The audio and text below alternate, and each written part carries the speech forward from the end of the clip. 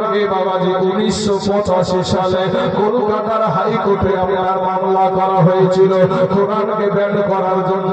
শীতল সিং নামে একজন ব্যক্তি আর একজন ব্যক্তি ছিল বাবা। কিন্তু ভাই রে, কোরআনকে যারা মিটাতে এসেছিল কোরআন মিটে গেছে, কোরআন মিটে নাই, তারা মিটে গেছে। তাদেরই দুজনের পেট একটা বাবা ভর করেছিল 2021 সালে, যার নাম হলো ওয়াসিম রেজভী। এই ওয়াসিম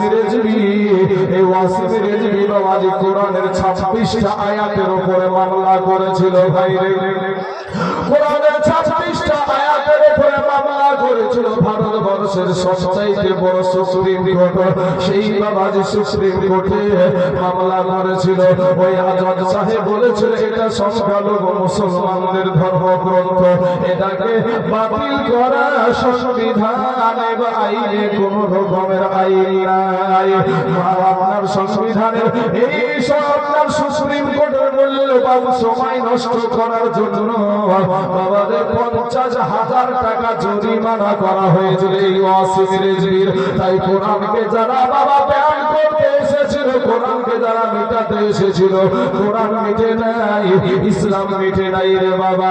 আমাদের ইমামে আজম আবু হানিফা রহমাতুল্লাহ আলাইহি উনি বাবাজি উনি আর জামানায় বাবাজি এক নাস্তিক প্রশ্ন করেছিল মাদ্রাসার দরবারে যে মুসলমানদের কাছে প্রশ্ন, মুসলমানদের কাছে ইসলাম ধর্ম যারা মানে এদের কাছে আমার একটা প্রশ্ন। বলে কি প্রশ্ন? বলে এই মুহূর্তে তোমার আল্লাহ কি করছে যদি বলতে পারো তাহলে বলবো ইসলামটা সঠিক, না হলে ইসলাম ভুয়া। নাস্তিক প্রশ্ন করে আমার 2 নম্বর প্রশ্ন, একটা হলো তোমাদের আল্লাহ দেখতে কেমন? তোমাদের আল্লাহ দেখতে কেমন? আমার 3 নম্বর প্রশ্ন, তোমার আল্লাহর আগে কে ছিল? তোমার আল্লাহর আগে কে ছিল?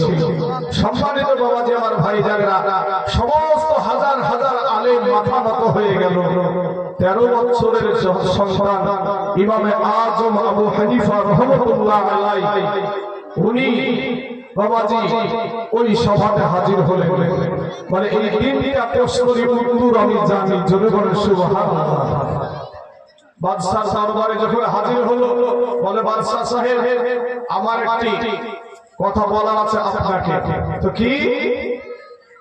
আমার বলার উদ্দেশ্য হলো, প্রশ্ন হলো এটাই যে প্রশ্ন যে করে সে বড় না যে উত্তর দেয় সে বড়? তো বলে যে উত্তর দেয় সেই কিছুটা বড়। তাহলে যিনি প্রশ্ন করছেন উনি কোথায়? বলে সিংহাসনে বসে আছে। বলে যেহেতু উত্তরদাতা বড়, তাহলে আপনি আমাকে সিংহাসনে বসান, আমি আর প্রশ্নের উত্তর দেব। জোরে বলেন সুবহানাল্লাহ। ইমামে আজম আবু হানিফা রাহমাতুল্লাহ আলাইহিকে সিংহাসনের উপর বসায়া দিয়েছে। ইন্ডিমিং টাইমে বলে তোমার প্রথম প্রশ্ন কি? বলে এই মুহূর্তে তোমার আল্লাহ কি করবে? বলে এই মুহূর্তে আমার আল্লাহ তোর মতন ব্যক্তিকে, নাস্তিককে, জাহান্নামের কুত্তাকে, সারা পৃথিবীর মানুষ তোকে দেখছে, ছিল মুসলমানদের জয় হবে না বিজয় হয়ে যাবে, মুসলমানেরা হেরে যাবে, এটার জন্য মানুষ সবাই একেবারে তাকিয়েছিল, সবাই চাইয়াছিল। কিন্তু সবাই চিনে, কিন্তু আমি আজম আবু হানিফাকে কেউ চিনত না। এই মুহূর্তে আমার আল্লাহ তোর মতন নাস্তিককে সিংহাসন থেকে নিচে নামায়া দিল, আর আমি নবমান্দির সাহাবী ইমামে আজম আবু হানিফাকে সিংহাসনে উঠায়া দিল। জোরে বলেন সুবহানাল্লাহ। আমার আল্লাহ এই মুহূর্তে এই কাজটা করবে। বলে 1 নম্বর প্রশ্নের উত্তর হয়ে গেছে। প্রশ্ন যেমন উত্তর তেমন, প্রশ্ন যেমন উত্তর তেমন। সম্মানিত আমার বাবাজি আমার ভাইজানেরা, দ্বিতীয় প্রশ্ন বলে তোমার আল্লাহ দেখতে কেমন? তখন বলছে এর জন্য 2টা যুবক ছেলে আমার দরকার আছে, সামনে কে আসো? দুজন বুক ফুলিয়ে চলে আসছে, মুসলমানরা হারবে, সবাই একটা বাবাজি মজা করবে। সারা পৃথিবী দেখছেন না মুসলমানদেরকে সাইজ করার জন্য একেবারে উঠে পড়ে লেগে আছে। হ্যাঁ বাবা, সোনা মানিকেরা, আমাদের ওখানে বাবরি মসজিদ হচ্ছে, সে ঘটনা আপনাদেরকে পরে বলছি আপনাদেরকে।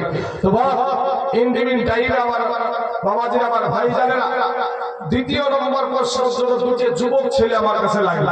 তো দুটো যুবক ছেলে যখন এসেছে, হঠাৎ দুই গেলে বাবাজি চর ঝাড়তে শুরু করেছে। বলে বাবা কানে আবার মার, আরো বাবা কানে আবার মার। তখন বলছে যে মারলে কি হয়? বলছে মারলে লাগে। তো মারলে লাগে, এই লাগাটা কি দেখা যায়? অনুভব করা যায়, লাগাটা দেখা যায় না। তো বলে মারলে লাগে, এটা অনুভব করা যায়। বলে নাস্তিকের বেটা নাস্তিক রে, তোমাকে মারলে যেমন অনুভব করা যায়, লাগাটা দেখা যায় না, ওরকম আমার আল্লাহকে দেখা যায় না। জোরে বলেন না সুবহানাল্লাহ। বলে আমার 3 নম্বর প্রশ্ন, তোমার আল্লাহর আগে কে ছিল? বলে আরেকটা যুবক সামনে এসে, যে পড়াশোনা জানে, যুবকের ভাই বাবা সামনে আগাচ্ছে না, কখন জানি আবার চর্চা দিয়ে দেয়, আবার জানি থাপ্পড় লাগাইয়া দেয়। বলে সর্বত্র মার নাই, সর্বত্র মার দেওয়া হবে না। এবার সামনের দিকে যখন একটা শিক্ষিত চলে এসেছে, বলে তুমি কি গণা জানো নাকি? 1 2 3 4 5 6 7 8 9 10 করে গণা জানো নাকি? বলে হ্যাঁ জানি। বলে তুমি গুনতে থাকো। ওই ছেলেটা আপনার গুনতে শুরু করেছে, 1 2 3 4 5 6 7 8 9 10। যেমন 10 বলেছে, বলে থেমে যাও। সঙ্গে সঙ্গে থেমে গেছে। বলে উল্টা গণা জানো নাকি? বলে হ্যাঁ জানি। বলে উল্টা গুনতে আরম্ভ করো। ওই ছেলেটা যখন আপনার উল্টা গুনতে আরম্ভ করে দিয়েছে, 9 আর 10 9 8 7 6 5 2 4 3 2 1, এই 1 বলে বাবা থেমে গেছে। বলে তোমাকে তো থামতে বলা হয় নাই, তোমাকে তো দাঁড়াতে বলা হয় নাই, তুমি কিসের কারণে দাঁড়ালে? বলে একের আগে কিছু নাই, বলে একের আগে কিছু নাই, বলে আমার আল্লাহর আগে কিছু নাই। জোরে বলেন না সুবহানাল্লাহ। নাস্তিকদের প্রশ্ন বাবাজি, মুসলমানদেরকে ঠকায়। এই কোরআনকে যারা মিটাতে চেয়েছিল তারা মিটে গেছে, কিন্তু কোরআন মিটে নাই, ইসলাম মিটে নাই। এই ইসলাম ছিল, আছে, থাকবে। সকলে বলে ইনশাআল্লাহ। হাত উঠিয়ে বলে ইনশাআল্লাহ। হ্যাঁ বাবাজি, এর জন্য বাবাজি মুর্শিদাবাদে হয়েছে বাবরি মসজিদ। হাত ওঠার জন্য তৈরি বাবাজি, আপনাদের গলার আওয়াজ করে মুসলমানের বাচ্চা আমরা বলে বাবা মুসলমান। আরে ভাই, বললে শহীদ বাঁচিয়ে গাজী আমরা। আল্লাহ রাস্তার জন্য সুবহানাল্লাহ বললে আপনার নেকি, আলহামদুলিল্লাহ বললে আপনার নাকি, জায়গা মতো আস্তাগফিরুল্লাহ বললে আপনার নেকি হয়। তারপর এত আপনাদের অবহেলা, বা কবরে কি নিয়ে যাবেন? 3 খানা কাফন ছাড়া কিছুই যাবে না ভাই। এই যে হাত পায়ের শক্তি আছে, কিচ্ছু থাকবে না। কতজনের মা কবরে শুয়ে আছে দেখেন না, কতজনের আব্বা কবরে শুয়ে আছে দেখেন না। আপনাদের ভিতরে কতজনের মা বাবা হারা সন্তান এখানে বসে আছে। যুবক, ও যুবক ভাইরা, তোমরা ভাবছো যে আমাদের এখনো বোধহয় টাইম হয়নি, কিন্তু ইন্টারনেটে দেখেছেন আপনারা যে কলকাতার শালিমার স্টেশন থেকে, কলকাতার একটা স্টেশনের নাম হলো শালিমার স্টেশন, ওই শালিমার স্টেশন থেকে একটা ট্রেন ছেড়েছিল, ট্রেনটার নাম হলো করমণ্ডল এক্সপ্রেস। মনে পড়ে? করমণ্ডল এক্সপ্রেস। এই ট্রেনটা উড়িষ্যার বালেশ্বর নামে একটা জায়গায় গিয়ে একসঙ্গে 3টা ট্রেন অ্যাক্সিডেন্ট করেছিল। মুহূর্তের মধ্যে কান্নার আওয়াজ, বাঁচাও বাঁচাও বাঁচাও। এত মাস্তানি ট্রেনের ভিতরে, এত হাসি, এত আনন্দ, এত কিছু, হাসি ঠাট্টা সব কিছু মুহূর্তের মধ্যেই বাবাজি কান্নার আওয়াজ, বাঁচাও বাঁচাও বাঁচাও। ইন্দিমিন টাইমে এমন সময় তো বাবাজি আমরা শুনতে পেলাম 300 থেকে 350 যুবক দুনিয়া থেকে বিদায়। মাস্তানি কিসের করো ভাই? কিসের মাস্তানি করো? আজকে একটা কালেমা পড়তে পারো না ভাই, নিজের নবীর নামটা জানো না, এরপর মাস্তানি করো। ডাকিতেছে ভাইরে কবরের মাটি, ওই যে দেখো ডাকিতেছে মাগো কবরের মাটি। কবর পেয়ে আসবে আত্মীয় স্বজন, চতুর্পাশে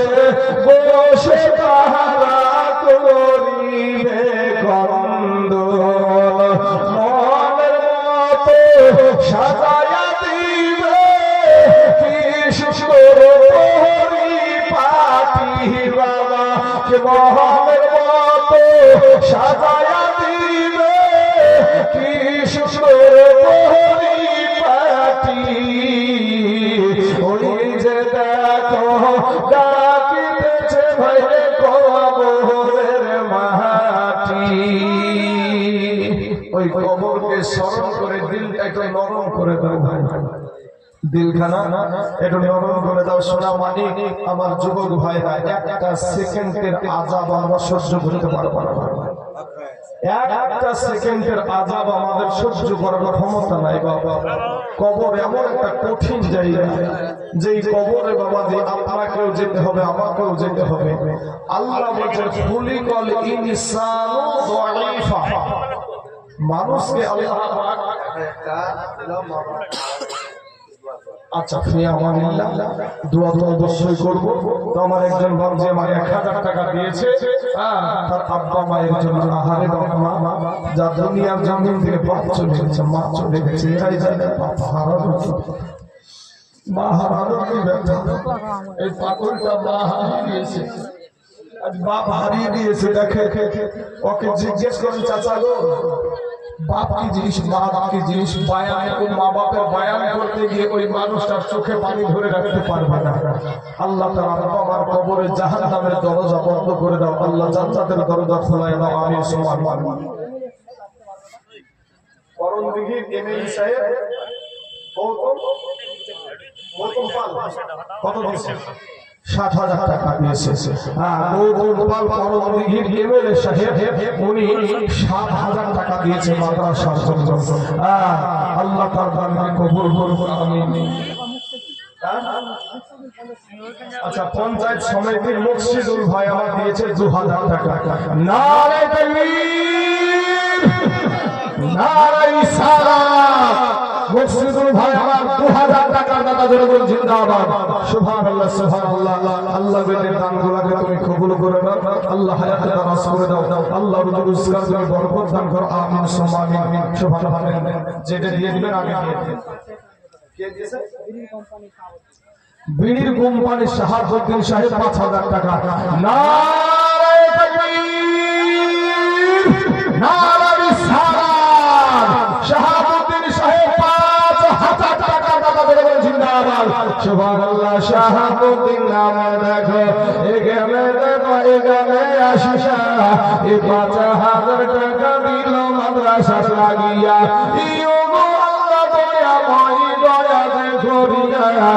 শাহাবুদ্দিনের 5,000 টাকা নাও তুমি কবুল করিয়া আর যাইয়া সাথে জেনিয়াতে করে গেল দান কবুল করিয়া নাও রহমান কেউ যদি চলে যায় এ গানামে গানা ক্ষমা করে দিও আল্লাহ জিন্দেগির গুনাহ আমিন সুবহান আল্লাহ আমার সেনা মালিকের আমার ভাই জানেরা আল্লাহ পাক রব্বুল আলামিন বলেন খুলিকাল ইনসানু যায়ীফা মানুষকে অতি দুর্বল করে আমার আল্লাহ সৃষ্টি করেছে কোরআন শরীফে বলছে যে বান্দারে আমি তোকে বড় দুর্বল করে সৃষ্টি করেছি এখন যদি আপনি বলেন কিসের দুর্বল আমরা আমার আল্লাহ যেহেতু আপনাকে দুর্বল বলেছে অতএব আপনি দুর্বল একটা মুরগির বাচ্চা মুরগি বুঝেন তো আপনারা মুরগির বাচ্চার কাছেও আমরা দুর্বল একটা মুরগির বাচ্চা ডিম থেকে 22 দিনের মাথায় বের হয় ডিম থেকে 22 দিন 21 দিনের মাথায় বের হয়ে রাত্রি বেলায় বের হয়ে যে সকাল বেলায় খেয়ে যায় হেঁটে বেড়ায় ঠিক না বুঝি আর আপনি আর আমি মায়ের পেটে কতদিন ছিলাম 8 মাস 8.5 মাস 9 মাস 9.5 মাস থাকার পরে হসপিটাল থেকে হাঁটে হাঁটে চলেছি নাকি তাহলে বোঝা যায় যে একটা মুরগির বাচ্চার কাছে আমরা দুর্বল ভাই তাই আমার সোনার যুবকদেরকে বলবো ভাই যুবক তুমি আমার কালেমার ভাই তুমি আমার মুসলমান ভাই কেউ আমার দুশমন না দিলখানে তুমি নরম করে দাও যারা মাস্তানি করছে এদের চাইতে বড় মস্তান ছিল ফেরাউন এদের চাইতে বড় মস্তান ছিল ভাই ফেরাউন নিজেকে বলেছিল আনা রাব্বুকুমুল আলা আমি সবচাইতে বড় আল্লাহ জোরে বলেন নাউযুবিল্লাহ আমার আল্লাহ পানিতে এমন ভাবে চুবানি খাইয়ে শেষ করেছে বাবাজি তারপরে ওনার লাশটা মাটিতেও খাই না, পানিতেও নেই না, পোকাতেও ছয় না, মশাতেও ছয় না। বিষয়টা কি? বিষয় হলো আল্লাহ এবং আল্লাহর নবীর সাথে মাস্তানি। আল্লাহ এবং আল্লাহর নবীর সাথে মাস্তানি। তোমার চাইতে বড় মাস্তান ছিল নমরুদ। আল্লাহর সাথে যুদ্ধ করতে চেয়েছিল, আল্লাহ সাইজ করেছে। তাই কবি বলছেন, কোটি টাকার মালিক দেখো এই অভাব হয় না দূর, আর গরিব ঘুমায় আরাম করে মনটা বাহাদুর। ফেরাউনের লাশটা দেখো এ মিশর জাদু ঘরে, খাই না মাটি পোকা মাছি সবাই ঘৃণা করে। হৃদয় থাকিতে যার হে নম্রতা সদা, রহমত আসিবে সেটা প্রভুর ওয়াদা। বড়র বড়াই থাকলে দিলে হে রহমত আসবে না, আর নিজেকে নিজে ছোট মনে করিও সদা। উঁচু জমিন থেকে পানি, উঁচু জমিন থেকে পানি নিচু জমিনে যায়, তেমনি কইরা খোদা রহমত আসে নম্রতা হৃদয়। ভোগ বিলাসের বাড়ি গাড়ি এ ভোগ বিলাসের বাড়ি গাড়ি এ পড়ে রবে সব, থাকতে সময় স্মরণ করো আল্লাহ আমার আমার পর্দার আড়ালের মাথা লাগো, দিলখানা নরম করে দিবেন ও যুবকেরা, ও নওজোয়ানেরা। মাস্তানি করিও না রে বাবা, এই দুনিয়াটা কিছুই না রে মুমিন। এরে আমার নবীর উম্মতের দল, মাস্তানি করিও না রে বাবা। আমার আল্লাহ বলে, বান্দা রে আমি তোকে বড় দুর্বল করে সৃষ্টি করেছি রে বান্দা। ওরে যুবক গুনাহে কবরে যায় না রে যুবক, গুনাহে কবরে যায় না। একটা সেকেন্ডের আযাব সহ্য করতে পারবা না রে বাবা। সোনা মানিক রে, আমার আল্লাহ বলছেন, বান্দা রে আমি তোকে বড় দুর্বল করে সৃষ্টি করেছি রে বান্দা। ওরে বান্দা, দুনিয়ার জমিনে যাওয়ার পরে তোর যখন শরীরে বল শক্তি চলে আসলো, আমি আল্লাহর কথা ভুলে গেলি। কিন্তু বান্দা রে, তুই মনে করছিস আমার চাইতে তোর মা জননী তোকে বেশি ভালোবাসে। ওরে বান্দা, তুই মনে করছিস আমার চাইতে তোর আব্বা জান তোকে বেশি ভালোবাসে। ওরে বান্দা, তুই মনে করছিস আমার চাইতে তোর সন্তান তোকে বেশি ভালোবাসে। ওরে বান্দা, তুই মনে করছিস আমার চাইতে তোর বিবি তোকে বেশি ভালোবাসে। না রে বান্দা, আমি আল্লাহর চাইতে তোকে কেউ বেশি ভালোবাসে না। জোরে বলেন একবার সুবহানাল্লাহ। ও মুসলমান বাবাজি, আমার আল্লাহ বলে, বান্দা রে আমি আসমান সৃষ্টি করেছি আমার বলি নাই রে বান্দা, আমি জমিন সৃষ্টি করেছি আমার বলি নাই রে বান্দা, আমি পাহাড় সৃষ্টি করেছি আমার বলি নাই রে বান্দা। ওরে বান্দা, তুই হলি আমার। জোরে বলেন একবার সুবহানাল্লাহ। এ মুসলমান আমার মাথা লাগো, ও মা জননীরা দিলখানাটা নরম করে দাও মা। আমার আল্লাহ বলে, বান্দা রে ওরে বান্দা, তোর চাইতে শক্তিশালী জীব আমি হাতিকে বানায় আছি, তোর চাইতে শক্তিশালী জীব আমি উটকে বানায় আছি। ওরে বান্দা, তোর চাইতে শক্তিশালী জীব আমি মহিষকে বানায় আছি, তোর চাইতে শক্তিশালী জীব আমি গরুকে বানায় আছি। কিন্তু বান্দা রে, তুই দুর্বল হওয়ার কারণে তোর উপরে আমার মায়াটা বেশি। ওরে বান্দা, আমি আল্লাহ ওই শক্তিশালী জানোয়ার চোপায়া জানোয়ার গুলাকে আমি আল্লাহ তোদের গোলাম বানায়া দিয়েছি। জোরে বলেন সুবহানাল্লাহ। একটা হাতি মানুষের ইশারায় চলে না, চলে না? একটা ঘোষ মানুষের ইশারায় চলে না, চলে না? 2000 টাকা বাকি কি নাম? এই লিখেন তো, তার নাম ফকির নাম আব্দুল হামিদ সাহেব।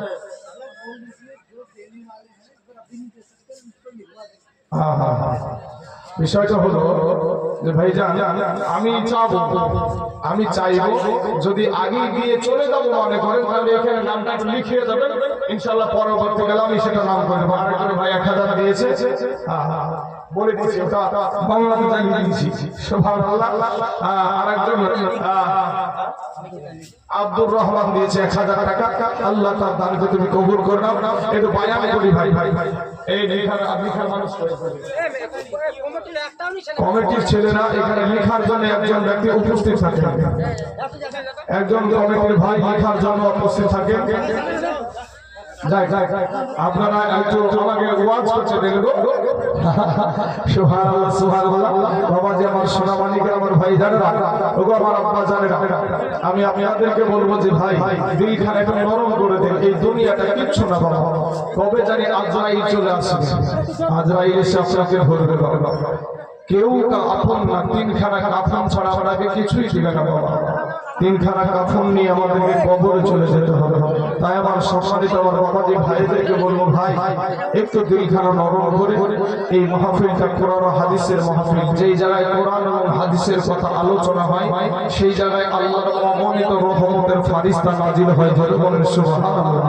বাবাজি আমার সোনা মানিকেরা, ও আমার পর্দার আমাদের মা খালা গো, আমার আল্লাহ ডাক দিয়া বলে বান্দা রে, ওরে বান্দা ফিরে আয়, আমি আল্লাহর কাছে তওবা করে ফিরে আয়, আমি আল্লাহ তোর জীবনের সব গুনাহ মাফ করে দেব। এ মুসলমান ভাই রে, আজকে তুমি এত শীতের রাত্রি, এত ঠান্ডার রাত্রিতে বসে আছো। অনেক ভাই রাস্তার মধ্যে দাঁড়িয়ে আছে, অনেক ভাই রাস্তায় বাবাজি ঠেলাঠেলি করছে। ও মুসলমান তোমাদের পা দুখানা গায়া দাও, তোমাদের পায়ে হাত দিয়া বলি রে ভাই, এই দুনিয়াটা কিছুই না রে মুমিন। আমার আল্লাহ কোরআনে বলছে, ইদা যুলজিলাতিল আরদু জিলজালাহা ওয়া আখরাজাতিল আরদু আসকালাহা ওয়া ক্বালাল ইনসানু মা লাহা।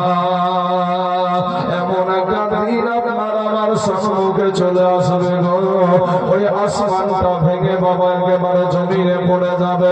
ওরে বাবা, যেই সূর্যটা 9,30,00,000 মাইল দূরে যেই সূর্যটা রয়েছে, ওই সূর্যটা আমার আল্লাহর হুকুমে বাবা ওই সূর্যটা মাথার কাছে নেমে চলে আসবে। সূর্যের একটা নয়, দুটো নয়, সূর্যের 12টা মুখ খুলে দেওয়া হবে। সূর্যের তাপে মাটি পুড়ে তামা হয়ে যাবে রে বাবা। ও সোনা মানে হাজার হাজার মানুষ কবর থেকে উঠে দৌড়াবে, শুধু কান্নার আওয়াজ, বাঁচাও বাঁচাও।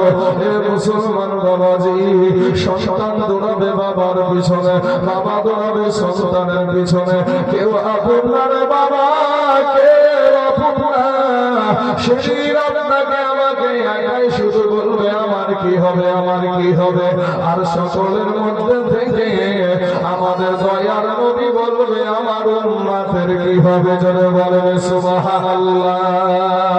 এ যুবক ভাইয়েরা, নওজওয়ানেরা, আমি আপনাদেরকে বলবো রে যুবক, এই দুনিয়াটা কিছুই না রে যুবক ভাইয়েরা। তোমাদের মতন যুবকেরা, তোমাদের মতন নওজওয়ানেরা এই ইসলামটাকে প্রতিষ্ঠিত করেছে। এ বাবাজি রক্ত দিয়া, বিবিকে বিধবা করে দিয়া, সন্তানকে এতিম করে দিয়া, আজ বাবাজি এই বিঘপুরের মাদ্রাসার জন্য এই সভা, এই মাদ্রাসায় কি করা হয়, কোরআন শিক্ষা দেওয়া হয়।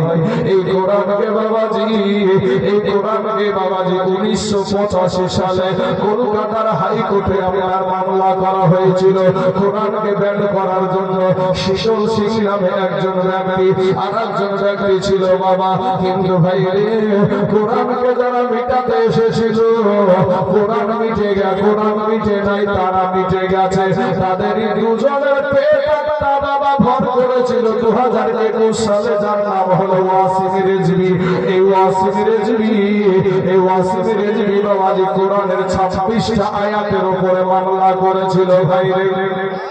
কোরআনের 26টা আয়াতের উপরে মামলা করেছিল ভারতবর্ষের সবচাইতে বড় সুপ্রিম কোর্ট, সেই বাবাজি সুপ্রিম কোর্টে মামলা করেছিল। ওই আজাদ সাহেব বলেছিল এটা সংখ্যালঘু মুসলমানদের ধর্মগ্রন্থ, এটাকে বাতিল করা সংবিধানে বা আইনে কোন রকমের আইন নাই। আপনার সংবিধানের এই সব আপনার সুপ্রিম কোর্টের মূল্যবান সময় নষ্ট করার জন্য বাবাদের 50,000 টাকা জরিমানা করা হয়েছিল এই ওয়াসিম রেজবির। তাই কোরআনকে যারা বাবা ব্যান করতে এসেছিল, কোরআনকে যারা মেটাতে এসেছিল, কোরআন মিটে নাই, ইসলাম মিটে নাই রে বাবা। আমাদের ইমামে আজম আবু হানিফা রহমাতুল্লাহ আলাইহি উনি বাবাজি উনি আর জামানায় বাবাজি আগে নাস্তিক প্রশ্ন করেছিল বাদশার দরবারে যে মুসলমানদের কাছে প্রশ্ন, মুসলমানদের কাছে ইসলাম ধর্ম যারা মানে এদের কাছে আমার একটা প্রশ্ন। বলে কি প্রশ্ন? বলে এই মুহূর্তে তোমার আল্লাহ কি করছে যদি বলতে পারো তাহলে বলবো ইসলামটা সঠিক, তাহলে ইসলাম ভুয়া। নাস্তিক প্রশ্ন করে আমার 2 নম্বর প্রশ্ন, একটা হলো তোমাদের আল্লাহ দেখতে কেমন? তোমাদের আল্লাহ দেখতে কেমন? আমার 3 নম্বর প্রশ্ন, তোমার আল্লাহর আগে কে ছিল? তোমার আল্লাহর আগে কে ছিল? সম্মানিত বাবাজি আমার ভাইজানেরা, সমস্ত হাজার হাজার আলেম মাথা নত হয়ে গেল। 13 বছরের সন্তান ইমামে আজম আবু হানিফা রহমাতুল্লাহ আলাইহি উনি বাবাজি ওই সভাতে হাজির হলেন। মানে এই 3টা প্রশ্নের উত্তর আমি জানি, জোরে বলেন সুবহানাল্লাহ। বাদশাহ দরবারে যখন হাজির হলো, বলে বাদশাহ সাহেব আমার একটি কথা বলার আছে আপনাকে। তো কি? আমার বলার উদ্দেশ্য হলো, প্রশ্ন হলো এটাই যে প্রশ্ন যে করে সে বড় না যে উত্তর দেয় সে বড়? তো বলে যে উত্তর দেয় সেই কিছুটা বড়। তাহলে যিনি প্রশ্ন করছে উনি কোথায়? বলে সিংহাসনে বসে আছে। বলে যেহেতু উত্তরদাতা বড়, তাহলে আপনি আমাকে সিংহাসনে বসান, আমি আর প্রশ্নের উত্তর দেব। জোরে বলেন সুবহানাল্লাহ। ইমামে আজম আবু হানিফা রাহমাতুল্লাহ আলাইহিকে সিংহাসনের উপর বসায়া দিয়েছে। ইন্ডিমিং টাইমে বলে তোমার প্রথম প্রশ্ন কি? বলে এই মুহূর্তে তোমার আল্লাহ কি করবে? বলে এই মুহূর্তে আমার আল্লাহ তোর মতন ব্যক্তিকে, নাস্তিকে, জাহান্নামের কুত্তাকে, সারা পৃথিবীর মানুষ তোকে দেখছে, সেটা মুসলমানদের জয় হবে না বিজয় হয়ে যাবে, মুসলমানেরা হেরে যাবে। এটার জন্য মানুষ সবাই একেবারে না তাকিয়েছিল, সবাই চাইয়াছিল, কিন্তু সবাই ছিলেন, কিন্তু আমি ইমামে আজম আবু হানিফাকে কেউ চিনত না। এই মুহূর্তে আমার আল্লাহ তোর নাস্তিককে সিংহাসন থেকে নিচে নামায়া দিল, আর আমি নবমান্দির সাহাবী ইমামে আজম আবু হানিফাকে সিংহাসনে উঠায়া দিল। জোরে বলেন সুবহানাল্লাহ। আমার আল্লাহ এই মুহূর্তে এই কাজটা করবে। বলে বলে 1 নম্বর প্রশ্নের উত্তর হয়ে গেছে। প্রশ্ন যেমন উত্তর তেমন, প্রশ্ন যেমন উত্তর তেমন। সম্মানিত আমার বাবাজি আমার ভাইজানেরা, দ্বিতীয় প্রশ্ন বলে তোমার আল্লাহ দেখতে কেমন? তখন বলছে এর জন্য 2টা যুবক ছেলে আমার দরকার আছে, সামনে কে আসো? আসো আসো। 2জন মুখ ফুলিয়ে চলে আসছে, মুসলমানরা হারবে, সবাই একটা বাবাজি মজা করবে। সারা পৃথিবী দেখছেন না মুসলমানদেরকে সাইজ করার জন্য একেবারে উঠে পড়ে লেগে আসছে। হ্যাঁ বাবা সোনা মানিকেরা, আমাদের ওখানে বাবরি মসজিদ হচ্ছে, সে ঘটনা আপনাদেরকে পরে বলছি আপনাদেরকে।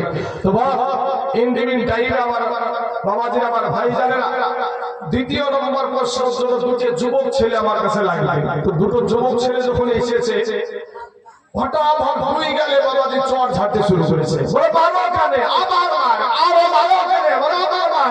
তখন বলছে যে মারলে কি হয়, বলছে মারলে লাগে। তো মারলে লাগে, এই লাগাটা কি দেখা যায়? অনুভব করা যায়, লাগাটা দেখা যায় না। তো বলে মারলে লাগে, এটা অনুভব করা যায়। বলে নাস্তিকের বেটা নাস্তিক রে, তোমাকে মারলে যেমন অনুভব করা যায়, লাগাটা দেখা যায় না, ওরকম আমার আল্লাহকে দেখা যায় না। জোরে বলেন না সুবহানাল্লাহ। বলে আবার 3 নম্বর প্রশ্ন, তোমার আল্লাহর আগে কে ছিল? বলে আরেকটা যুবক সামনে এসে, যে পড়াশোনা জানে, যুবকের ভাই বাবা সামনে আগাচ্ছে না, কখন জানি আবার চর্চা দিয়ে দেয়, আবার জানি থাপ্পড় লাগাইয়া দেয়। বলে সর্বত্র মার নাই, সর্বত্র মার দেওয়া হবে না। এবার সামনের দিকে যখন একটা শিক্ষিত চলে এসেছে, বলে তুমি কি গণা জানো নাকি? 1 2 3 4 5 6 7 8 9 10 করে গণা জানো নাকি? বলে হ্যাঁ জানি। বলে তুমি গুনতে থাকো।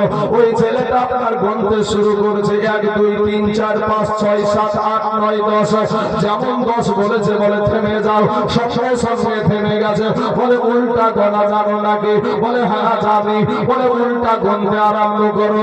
ওই ছেলেটা যখন আপনার উল্টা গুনতে আরম্ভ করে দিয়েছে, 9 আর 10 9 8 7 6 5 2 4 3 2 1, এই 1 বলে বাবা থেমে গেছে। বলে তোমাকে তো থামতে বলা হয় নাই, তোমাকে তো দাঁড়াতে বলা হয় নাই, তুমি কিসের কারণে দাঁড়ালে? বলে একের আগে কিছু নাই, বলে একের আগে কিছু নাই, বলে আমার আল্লাহর আগে কিছু নাই। জোরে বলেন না সুবহানাল্লাহ। নাস্তিকদের প্রশ্ন বাবাজি মুসলমানদেরকে ঠকায়। এই কোরআনকে যারা মিটাতে চেয়েছিল তারা মিটে গেছে, কিন্তু কোরআন মিটে নাই, ইসলাম মিটে নাই। এই ইসলাম ছিল, আছে, থাকবে। সকলে বলেন ইনশাআল্লাহ। হাত উঠিয়ে বলেন ইনশাআল্লাহ। হ্যাঁ বাবাজি, এর জন্যই বাবাজি মুর্শিদাবাদে হয়েছে বাবরি মসজিদ। হাত ওঠার জন্য তৈরি বাবাজি, আপনাদের গলার আওয়াজ করে মুসলমানের বাচ্চা আমরা বলে বাবা মুসলমান। আরে ভাই ভাইয়ের শহীদ বাঁচিয়ে গাজী আমরা আল্লাহর রাস্তার জন্য সুবহানাল্লাহ বললে আপনার নেকি, আলহামদুলিল্লাহ বললে আপনার নাকি, জায়গা মতো আস্তাগফিরুল্লাহ বললে আপনার নেকি হয়। তারপর এত আপনাদের অবহেলা, বা কবরে কি নিয়ে যাবেন? 3 খানা কাফন ছাড়া কিছুই যাবে না ভাই। এই যে হাত পায়ের শক্তি আছে, কিচ্ছু থাকবে না। কতজনের মা কবরে শুয়ে আছে দেখেন না, কতজনের আব্বা কবরে শুয়ে আছে দেখেন না। আপনাদের ভিতরে কতজনের মা বাবা হারা সন্তান এখানে বসে আছে। যুবক, ও যুবক ভাইরা, তোমরা ভাবছো যে আমাদের এখনো বোধহয় টাইম হয়নি, কিন্তু ইন্টারনেটে দেখেছেন আপনারা যে কলকাতার শালিমার স্টেশন থেকে, কলকাতার একটা স্টেশনের নাম হলো শালিমার স্টেশন, ওই শালিমার স্টেশন থেকে একটা ট্রেন ছেড়েছিল, ট্রেনটার নাম হলো করমণ্ডল এক্সপ্রেস। মনে পড়ে? করমণ্ডল এক্সপ্রেস।